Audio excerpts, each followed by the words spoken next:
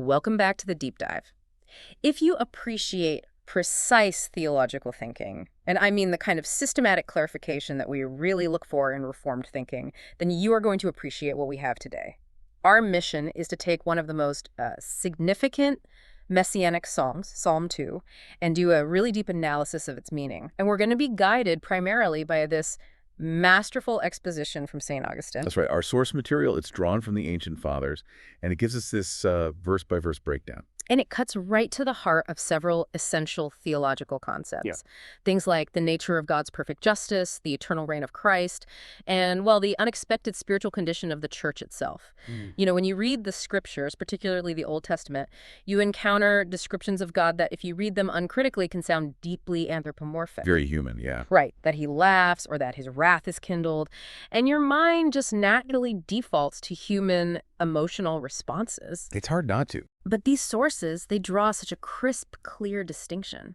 The ultimate goal of this deep dive is to uncover how God executes his justice, even his vengeance, with what the source describes as perfect tranquility. And that's a key phrase, perfect tranquility. It is. We need to understand divine attributes with the precision that's required by the eternal King. So our sources are excerpts from this detailed patristic analysis of Psalm 2, and we are going to follow Augustine's rigorous method to understand what the Holy Spirit truly intended when these verses were penned. So let's start at the beginning of the psalm. It opens with a scene of immediate, almost visceral opposition to the divine plan. The text opens with this compelling rhetorical question. Why do the heathen rage and the people meditate vain things? And it immediately follows up by describing who is involved. Exactly. The kings of the earth and the rulers taking counsel together against the Lord and against his Christ. Quote. Now, this first line, why do the heathen rage, it's immediately subject to this clarification in the sources. That's really key. It's not a why of motive. Right. When we ask why, we're usually looking for a reason, a motive. But the source material, it follows this ancient tradition and interprets that rhetorical why as if it were a declaration of futility. So it's like saying in vain. In vain, exactly. They rage, but they do so uselessly. Their motives are almost irrelevant compared to the result. In our sources, they point out that this is specifically talking about our Lord's persecutors. Both at the time of his passion and, well, historically in the establishment of the church. Right. They wished for Christ's destruction, or at least the destruction of his influence. But when you look at the result, what did they actually accomplish? Nothing. Nothing of their ultimate destructive goal. Their wish, Christ's destruction, was, as the source says, accomplished not. And that interpretation just sets the tone for the entire psalm, doesn't it? It establishes the utter futility of all opposition right from the very first verse. What's essential here, too, is that the rage is characterized not just as opposition, but as meditating vain things. A vain thing. Yeah. If they knew the outcome, and if they had the foreknowledge that we're going to discuss later, their actions would just cease immediately. Well, the vain thing they're meditating on is this delusion that they might, by force or by counsel, genuinely disrupt the eternal decree of God the Father and God the Son. And the scope of this counsel-taking is pretty broad. It involves the highest levels of human authority. The highest levels, yeah. Kings of the earth and rulers. So this isn't some grassroots rebellion. This is institutional opposition. It's organized. It's strategic. It is indeed. And their intention, their specific shared goal, is laid out right there in the next line. It defines exactly what they're resisting, they say. Let us break their bonds asunder and cast away their yoke from us. And that's not a generalized statement of political freedom, is it? No, not at all. No. It is a very targeted assertion of rebellion against a spiritual claim. So if they're working to break their bonds and cast away their yoke, what are the sources telling us they are actually trying to reject? The sources are very clear on this. This phrase describes the persecutors' active effort to prevent the Christian religion from binding them. Or being imposed upon them. Right. It's a desire for complete spiritual and moral autonomy. They see the Christian life, which, begins with submission to Christ, as a yoke, as a set of bonds. We often think of Christian discipline as restrictive, but that language of yoke, it implies governance, alignment, usually for productivity. It implies Christ's authority as something that dictates action and restrains sin. Precisely. They are striving to reject Christ's specific authority and discipline. The yoke isn't arbitrary. It's the structure of discipleship, Yeah. So by trying to cast it off, they're actually confirming their recognition that Christ's kingship requires bonds and discipline. Ah, so they recognize what they're rejecting. They do. The source material views this whole attempt as the natural result of meditating vain things. They mistakenly believe that true liberty is found in lawlessness and the rejection of this imposed spiritual structure. So the very existence of this specific violent rebellion, the strategic counsel, the raging, this desire to break the yoke, that's what Christ speaks against when he asserts his kingship over the church in the next few verses. It's a marvelous theological counterpoint. That is where the deep systematic thinking comes in. The opposition, even in its futility, it actually confirms the identity of the ruler they're trying so hard to reject. Their anger proves his kingship. Yes, their anger proves Christ is the king whose authority they cannot escape, because the very existence of his bonds is what necessitated their attempt to break them in the first place. They are raging against the establishment of the Christian religion, but their rage, as the source states, is a vain thing because Christ's kingship is already a settled, eternal fact. And if we're looking at this through the lens of Reformed thinking, which stresses God's sovereignty over all human actions, this rebellion isn't some surprising disruption. Not at all. It's a predicted, controlled display of futility. So they're exercising their will. But their rebellion operates entirely within the confines of God's comprehensive plan. Their collective strategy, their plotting and raging, it's all just the setup for the divine demonstration of sovereignty that we see in the very next section. The rebellion sets the stage. It sets the stage for the demonstration of the divine response, which, as we're about to see, is handled with such divine distance and clarity that the frantic rage of kings looks utterly ridiculous. This brings us right to the divine response, and it is sudden and stunning. The source material really emphasizes this instantaneous reaction to the raging of the kings. The passage says, "He that dwelleth in the heavens shall laugh them to scorn, and the Lord shall have them in derision." That's a powerful image. It is, but when we read about God laughing, especially in an ancient text, we have to immediately correct any carnal or human-centered interpretation. We just cannot apply human emotional frailty to the eternal king. That's a critical point. Our sources are very firm on this. Nothing of this must be taken in a carnal sense, as if God is physically laughing, with a cheek or a nostril. That implies mental perturbation, instability, and God is not subject to it. And this point is absolutely essential for understanding the attributes of God.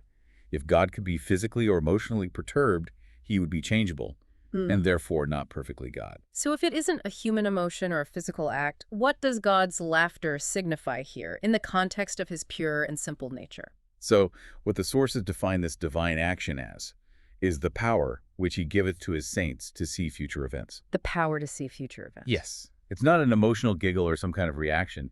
It's a declaration of preordained certainty. So laughter is synonymous with foreknowledge. The certainty of the outcome is the content of the derision. Indeed. This power allows the saints, the holy people of God, to foreknow with absolute certainty that the name and rule of Christ will pervade posterity and possess all nations. The very certainty of the gospel spread throughout history, encompassing all peoples and all times, is what makes the persecutors' rage futile. The saints are given the eternal perspective. They see the final chapter already written. So this foreknowledge is God's derision because it confirms that the kings are meditating a vain thing. That's it. Wow, that dramatically reframes the entire verse. It's God sharing his eternal, settled perspective with his church, allowing them to laugh at the futility of their enemies because the church knows the final, certain outcome. Exactly. The laughter is not directed at them in spite, but over them in certainty. And that must tie directly into the description of God's dwelling place. The text says, "He that dwelleth in the heavens." Naturally, our first thought, and the source confirms this, is the literal celestial dwelling place of God. This phrase is synonymous with God himself, the Lord. Right. But I find the figurative interpretation that the sources offer to be genuinely striking. The psalm allows for an alternative meaning for heavens. It does. The secondary, figurative meaning for heavens signifies holy souls. And the sources apply this metaphor quite strongly. If we follow this figurative reading, God laughs and has them in derision through these holy souls. Let's dwell on that idea for a moment of the church being the heavens. Why would Augustine and the Fathers emphasize this specific figurative reading? I mean, what does it change about the church's role in redemptive history if the saints are the location through which God expresses derision? Well, it changes everything about the church's perceived status during persecution. If the saints are the heavens, they are understood to be elevated above earthly things.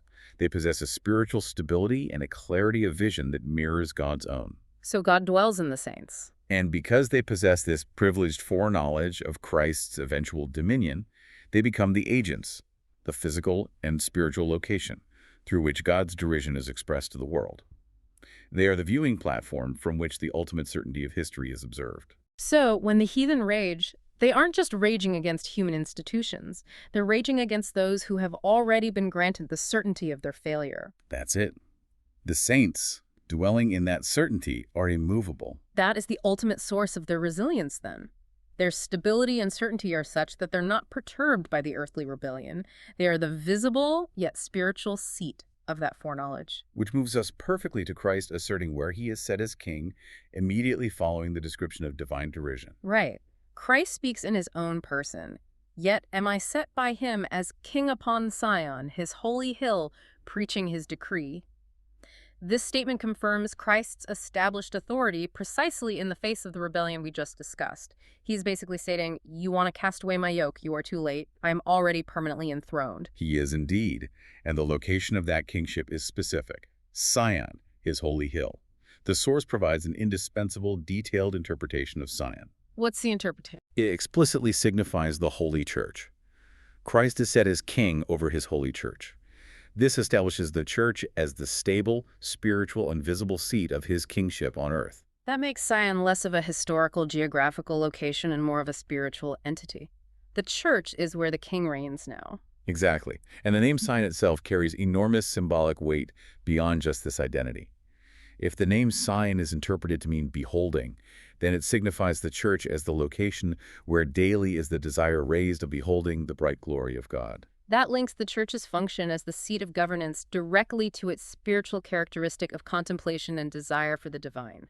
It unites the external authority of kingship with the internal devotion of beholding the glory.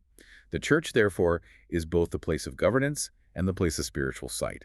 And this aligns beautifully with the New Testament idea that we see Christ's glory with an unveiled face. And the description of Sion as a holy hill or a mountain reinforces this identity, doesn't it? It does. That imagery symbolizes the church's eminence and stability. Just think of the contrast.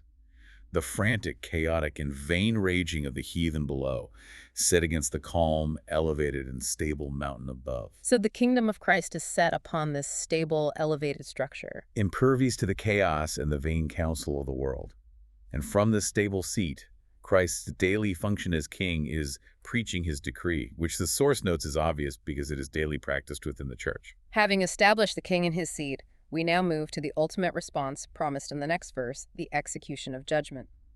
God shall speak unto them in his wrath, and vex them in his sore displeasure. And we are told the speaking is equivalent to the execution of judgment, which is the vexing itself. This is where we have to return to that crucial theological distinction, defining God's anger. I still struggle with that. If he doesn't feel the emotion, how can it manifest as genuine vengeance? I mean, isn't describing it as non-emotional just semantics? That is precisely the tension the sources resolve, and it is critical for systematic theology, which seeks to reserve the perfection and simplicity of God's nature. The source gives us the central tenet, by God's wrath and sore displeasure, which the source uses synonymously. We must not understand any mental perturbation. So, no emotional distress. None. God is immutable. He is not subject to emotional distress, mood swings, or human anger.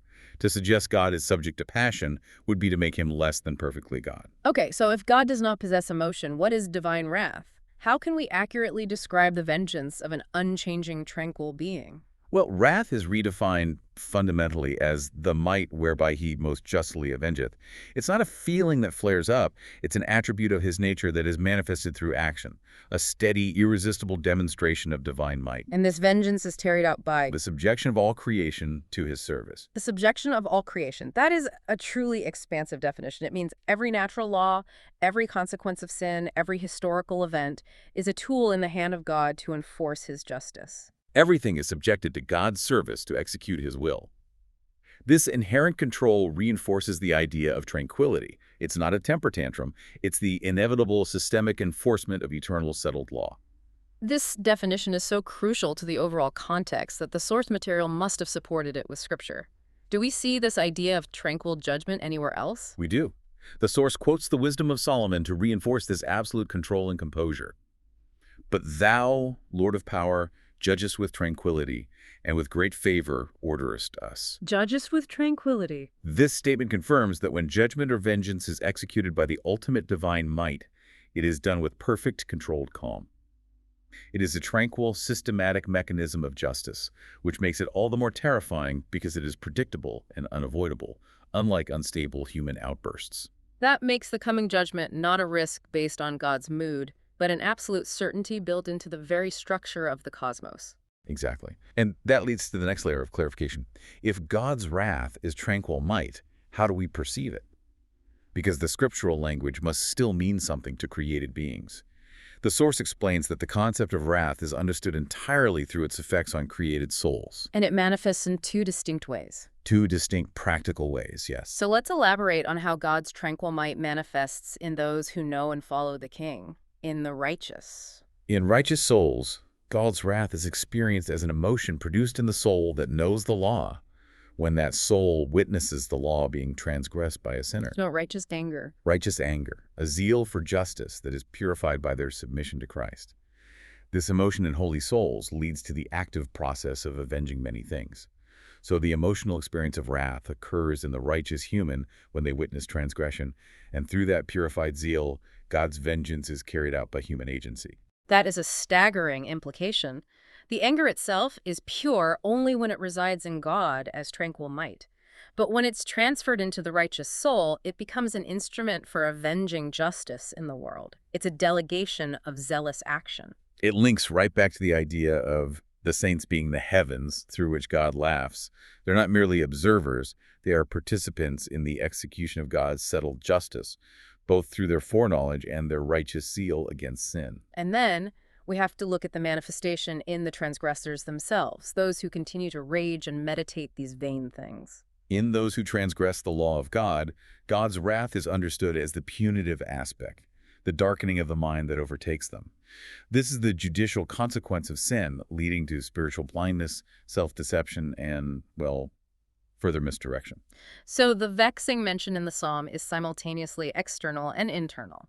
They are vexed by external circumstances that creation subjects to God's will, and internally they're vexed by a mind that is darkened. The darkening of the mind means they lose the ability to see truth, goodness, and their own spiritual peril. Their judgment is confused. This is a severe form of vengeance because it is self-perpetuating. So? Their initial meditation on vain things becomes self-fulfilling as the mind that rejects the light becomes incapable of perceiving the truth, leading them into greater misery in unrighteous ways. It is a terrifying consequence of being given over to their own will.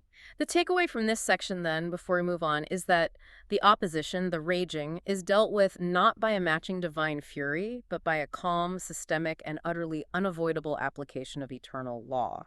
Which manifests as certainty in the saints and blindness in the wicked. Precisely. Following this definitive discussion of his kingship and the nature of his just vengeance, Christ continues by reciting the Father's decree concerning his identity. The Lord hath said unto me, Thou art my Son, today have I begotten thee. And this is arguably the central Christological passage of the entire song. It defines the true nature of the king set upon Sion. The word today is the point that requires the most stringent clarification. In human terms, today implies a starting point, a moment in time.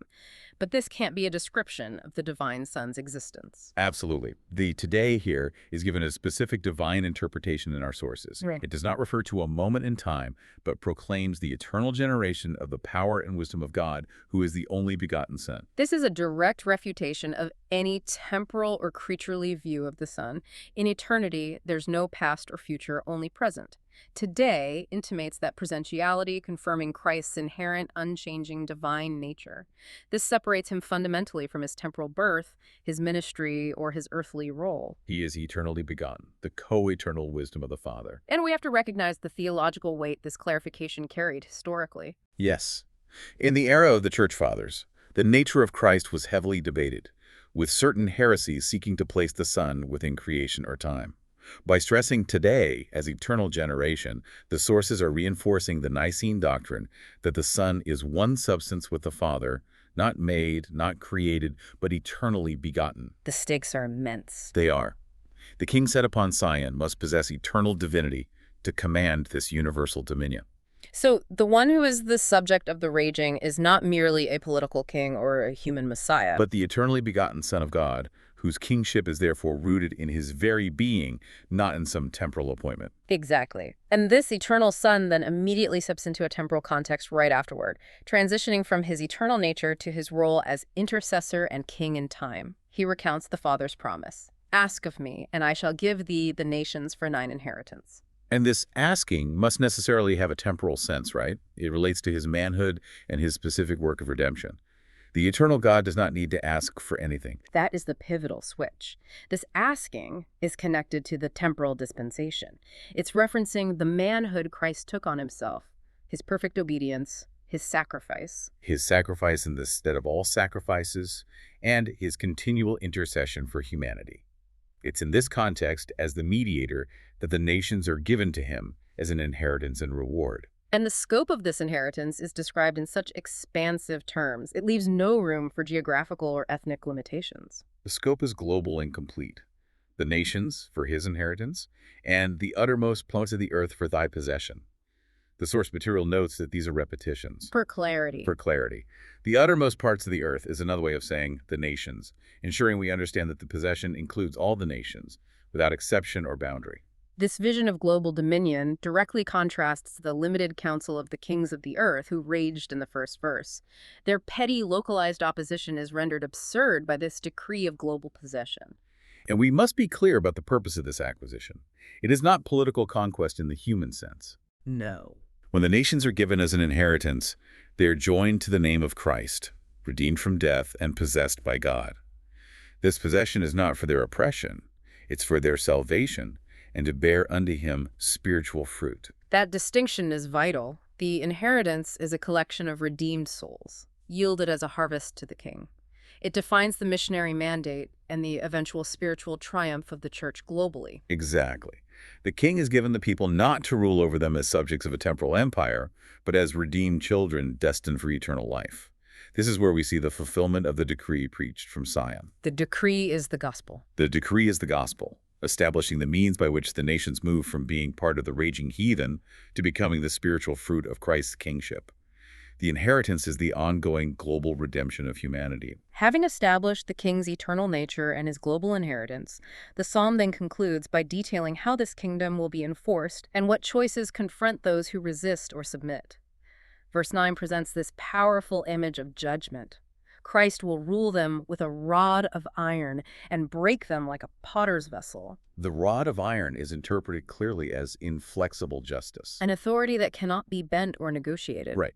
But the interpretation of breaking them like a potter's vessel is what truly requires detailed attention. It transcends simple punitive destruction. How so? Well, if we only read this as total physical annihilation, we miss the radical spiritual interpretation provided by our sources. The breaking here means the breaking of the sinner's earthly lusts. The earthly lusts. And the filthy doings of the old man, or whatever, was derived and inured from the sinful clay. So the object being shattered is the sinful nature, the carnal existence, not necessarily the person entirely. The vessel being broken is the error and corruption within the person. Correct. The carnal vessels of error are worn out and broken so that something new, something spiritual, can emerge. This shifts the interpretation from mass destruction to radical spiritual renewal achieved through the process of judgment and discipline. So the inflexible justice of the rod of iron forces the destruction of the old, corrupt self, making way for the new. Which leads directly to the call for submission and spiritual renewal, addressed specifically to the highest ranks of opposition. And now understand, ye kings, be instructed, all ye who judge the earth. The tone changes from decree to urgent admonition. And the timing, indicated by the word now, signals this moment of spiritual opportunity and urgency. Now means being renewed. The source describes it as the covering of clay worn out, meaning the carnal vessels of error belonging to their past life have been shed. Moving them away from the rage and vanity of the heathen. Exactly. And through this renewal, those who heed the warning, the former rebels, they become the kings who are admonished. How does a persecutor, a rebel, acquire this title? They become kings because they are now able to govern all that is servile and brutish within themselves. They move from being subject to their own lusts and passions, which is the definition of the unregenerate heathen, to reigning over them through Christ's discipline. They establish an internal kingdom. That's a fascinating application of the concept of kingship, internal sovereignty over the self, and they are called those who judge the earth. Yes, the spiritual man is denoted by those who judge the earth, because whatsoever we judge is below us. The spiritual man, having put off the old self, judges and controls the appetites, the passions, earthly things. What is below them? Right. What is below them is, with good reason, called the earth, because it is defiled with earthly corruption. So the admonition is a call to internal spiritual governance, reflecting the kingship of Christ in their own transformed lives. This internal governance immediately dictates their required conduct under Christ's authority. The dual instruction, serve the Lord with fear and rejoice with trembling. The fear is added specifically to guard against pride and rashness. Lest the new spiritual authority of being kings and judges of the earth turns into self-righteous arrogance. That's right. This fear recognizes his absolute sovereignty and their utter reliance on him. And the rejoice is there because submission to the king is not supposed to lead to misery. It leads to bliss and security. It does. But the trembling then guards the rejoicing. Rejoice with trembling ensures that the promised bliss is pure and secure, guarded by caution and carefulness, lest they fall therefrom into pride or unrestrained inconsiderateness. So it's a state of secure happiness, but maintained with careful watchfulness over the sinful remnants of the self. It is.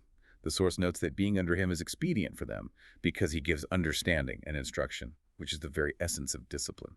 The ultimate protection and defense is then summarized. Lay hold of discipline, lest at any time the Lord be angry and you perish from the righteous way. So laying hold of discipline is essentially the same as understanding and being instructed. It's the practical safeguard of the new kingship. The source describes discipline as some protection and defense against all things which might do hurt, unless it's embraced with great carefulness. Discipline is viewed primarily as protection, not punishment.